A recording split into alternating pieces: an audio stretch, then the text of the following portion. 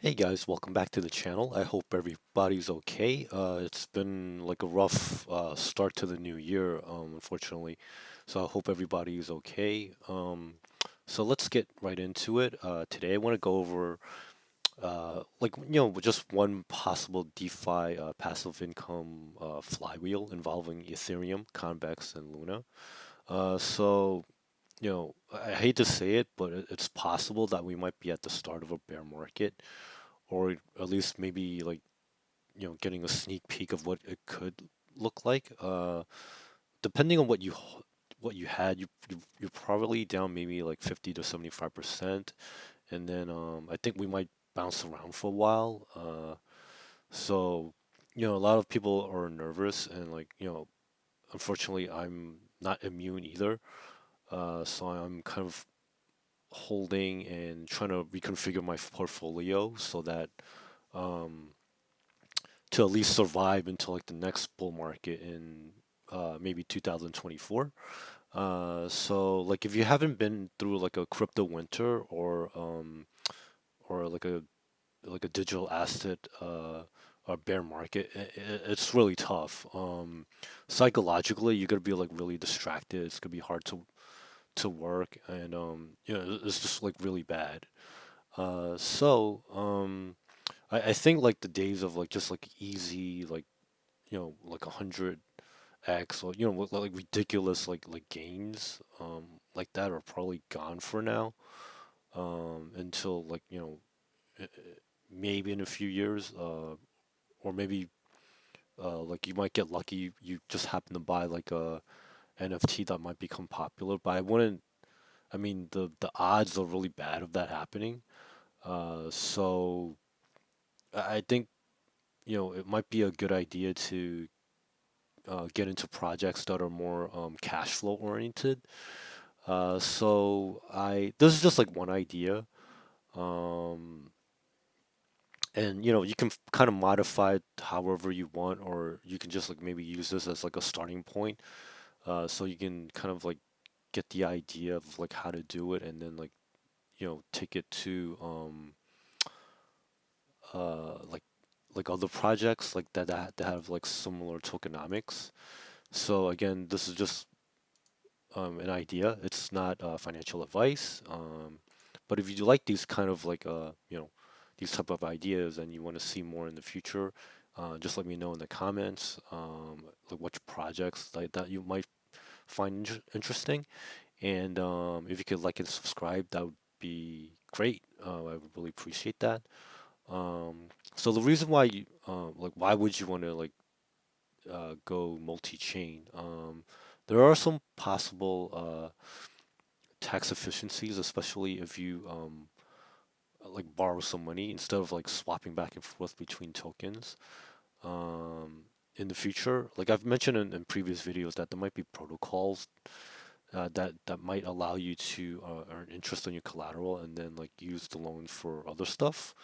But in the meantime, we have to like just like use what's available, because I do like having like cross-chain interoperability, like or what some people called composability between like different projects, and then also between like different chains as well. So, like in this example, first, you don't already have some, we to get some Ethereum, because unfortunately, Convex is hard to get on most centralized exchanges.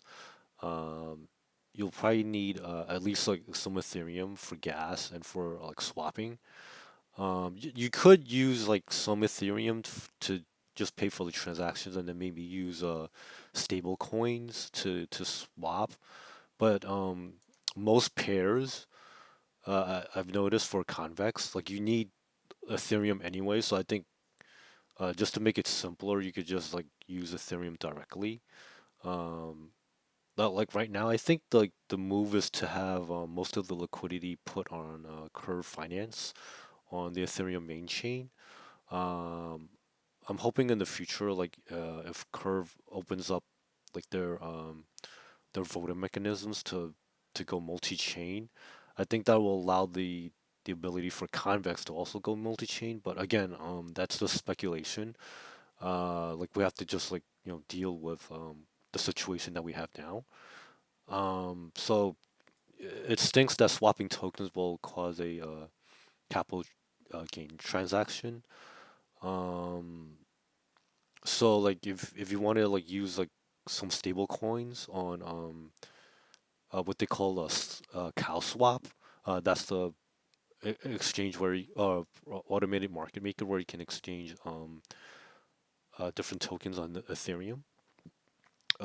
You could swap like for example, if you um, go directly, you can just buy like Ethereum and then swap it to Convex on Curve. Or the second option would be to go to a place like a protocol where you can uh, deposit ETH and then borrow some stablecoin and then go to CalSwap and then swap that stablecoin to Convex. That might save you a little bit of money on taxable transactions. But you talk to your tax advisor about that to see what what's best for your situation. Especially if you're not a millionaire yet, it might not be worth it. But if you are a millionaire and up, this might save you some money on taxes. So again, talk to your tax advisor about that. And then next, once you do have some convex, you can go to Convex Finance. You can lock your CVX, and then this will give you access to Vodium. And then when you lock Convex, you can go to like the snapshot, and you could get access to like voting incentives. So I've played around with a few of these uh, incentives. Like what you can do, you can actually vote for multiple um, projects. But for like the purpose of this video, I'm gonna concentrate on Luna because I think like that's probably my favorite out of all the protocols so far that deposited like voting incentives. But anyway, in the future, maybe I'll cover some of the other projects that I've gotten into. Um, like if you vote for Luna, like I think it's a good like what they call like an apex asset, like this very high quality, and that you can borrow stable coins against it. Um, but before you do that, you have to bridge your Luna from like the Ethereum network to the Terra network. So there's two bridges right now. Um, the first is like the original like Terra bridge, where you can go from Ethereum to Terra, and I believe Harmony and uh, Binance Smart Chain. But I don't really use Harmony or Binance Smart Chain too much. Um, but you can swap bridge directly from Ethereum to Terra. And then there's also like the wormhole bridge that lets you bridge between Ethereum, Solana, and Luna, and I believe a few other chains as well. But you can play around when you have some time, because I think the plan is to eventually uh, to deprecate like the Terra bridge in favor of like the wormhole bridge because there's more chains that you can swap around on the wormhole. So like technically there's two types of like Luna coins. There's one that's like the like a wrapped Luna, and then there's also like the wormhole Luna. But once you get it onto Terra, it's just Luna. So just like keep an eye out on any announcements on either of these bridges. Because I think for a while, like the Terra bridge will still be around for a while until they I guess eventually they have to like merge everything. But anyway, I'll leave that up to you um, to see which bridge you want to use. And then for the next step, what you can do is you can bond your Luna in the Anchor protocol. And then what happens is in the background, like once you deposit Luna, to be eligible for uh, to use as collateral, you'll get it'll turn into B Luna, and then from there you can borrow uh, UST. Just keep in mind it's not they don't pay you anymore to borrow, unfortunately. But you do get like some relief in the form of like anchor tokens, like you get some anchor tokens back. So always keep an eye out on like the interest rate that you're gonna be paying. And once you have UST, there's a few options that you can do. You can use that UST and buy Ethereum directly. If you take your UST and you send it to, for example, KuCoin, they have like a UST and ETH pair, so you can uh, send it and swap it to Ethereum, and then like you can kind of like repeat the cycle. You can take that Ethereum and swap it to Convex, and then like vote for Luna, and then like kind of like to kind of close the loop. Or um, if you're a little bit more adventurous, like you can take the UST and uh, you could on the Kujira app on Terra Luna, you can bid for either bonded ETH or bonded Luna. And depending on which one that you bid on, like for example, the bonded ETH, you might have to like go through a few more steps. Like you have to kind of bridge this back to Ethereum and then swap it back out for normal Ethereum, and then like kind of like go through the loop again. Or you could just like get some Luna, uh, well, and you'll get it directly as B Luna, and then you can redeposit into Anchor to get more UST, and then do whatever you want with it. You can kind of like cycle. There's a few like ways you can kind of cycle things depending on what you want. Like, do you want more ETH in preparation for maybe like a bounce from like these low levels, or maybe you want to play it safe and just like deposit more UST into Anchor to get more like I guess like more cash flow. There's like there's options. Like it's up to you really. So anyway, please keep track of like the interest rate, especially on Anchor. Like you don't want to be liquidated yourself. But depending on like your loan to value ratio, like maybe like just to play around, you can probably start at like something ridiculously low.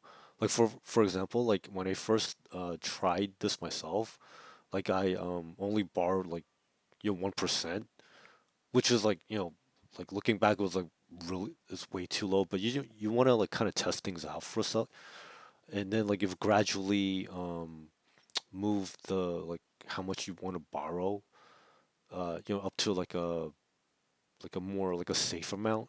Like so, like you could probably do it like start with like 1% and then gradually move it to 5% and then 10%. Whatever the maximum that you're comfortable with. Because again, like getting liquidated is really annoying because then that'll one that'll cause like a taxable transaction because your collateral will be taken away. But at least you'll have like your like the amount that you took out in the form of like a stable coin.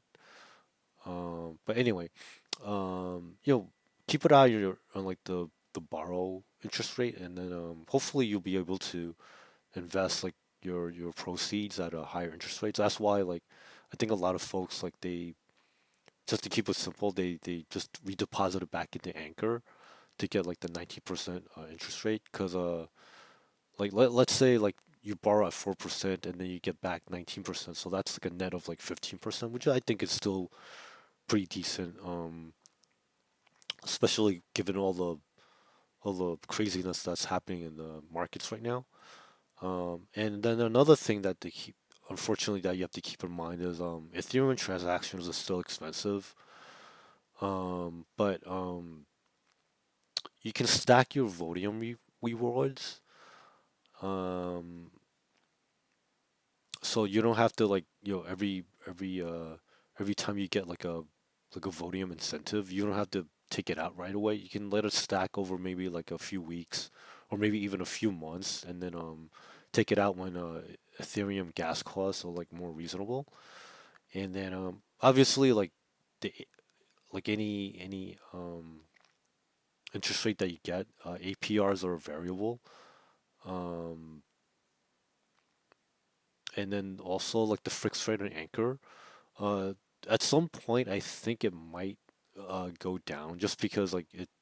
I mean, it's anything that's too good to be true, eventually goes away. But I don't think it'll like go from like 19 to like zero. I think they'll probably gradually decrease it, because I think at some point like it makes sense to like move to like a market rate, because 90%. I mean that's really hard to keep up in the long term. So like while it's around, I'm gonna try to enjoy it as much as I can, and then like depending on what opportunities happen in the future, then I'll like kind of like move around.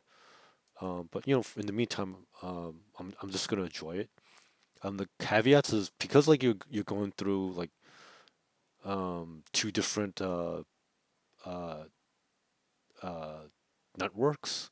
There's always contract risk, and then you're also going through like a few protocols. So like uh, you know, you have to just like keep that in the back of your mind that like bad stuff could happen. Uh, and then again, you don't have to follow these exact steps. Maybe you find like a better place to like put your UST, then obviously you can put it to work in another protocol that you like. And then obviously none of this is financial tax advice. It's just like another random person on the internet just finding interesting things to do with their money on in a decentralized finance. Um, in DeFi, there's no refunds if you get hacked or like a protocol goes down. There's nobody to really complain to. So you probably you're probably sick of it like that. That none of this is financial advice and blah blah blah. But you always have to keep that in the back of your mind that bad stuff can happen, and you know just put in like what you feel comfortable with. Uh, and I know like Ethereum's annoying because it kind of like it forces you to kind of like put more than you want to make it worth it. So again, like if you're in a that kind of position, obviously like play around. But if you can't, don't worry. Like I'm gonna find like other type of flywheels because I think like decentralized finance is really interesting. There's so many good things like happening despite like a bear market. Um, and I think what helps is that you have to mentally prepare yourself for painful like 50 to 90%, like 99% like drawdowns. Because the space is still evolving, so things are not perfect. Things go down. So in terms of like I guess like which is better. Um, just going back to like the like if you want to do like direct swapping from Ethereum to Convex, uh, I know it's annoying because like Convex like it's only available in like a few places. So uh, for me, I think it's just better for me to just go and like her finances swap Ethereum to Convex because it helps them and then I like Curve Finance and like the Convex Finance, like that like a kind of like synergistic like protocols. So I like to help them out as much as I can. Um, and then in terms of like you can also like put Ethereum up as collateral, borrow stable coins, and then swap into Convex. But you have to like kind of monitor like your loan to value ratios. Um, And then if you get liquidated, it's really annoying because it triggers like capital gain and or loss transactions. So that's just something to be aware of. Like this flywheel, obviously isn't perfect, but I think it's interesting because you can kind of like stack kind of yield on top of each other. And there's like a synergy that I like about it. Like in a perfect world, like this would be like a nice way to kind of like cycle money around to like protocols that I think are very valuable, and like they provide like a um amazing service. But again, this is just one idea. There's gonna be more that I'm gonna be finding, and then I'll also share them as I find them, because I really think like this is the future of finance, or like the future of France, as like some people call it. So anyway, if you like this type of like videos, like please consider liking, subscribing. That really helps me out, keeps me motivated, especially during like these like rough times. Like I think it's important to kind of like everybody in the involved in the space to help each other rather than like sniping at each other. But anyway, thank you for watching, and I'll see you in the next one. Bye now.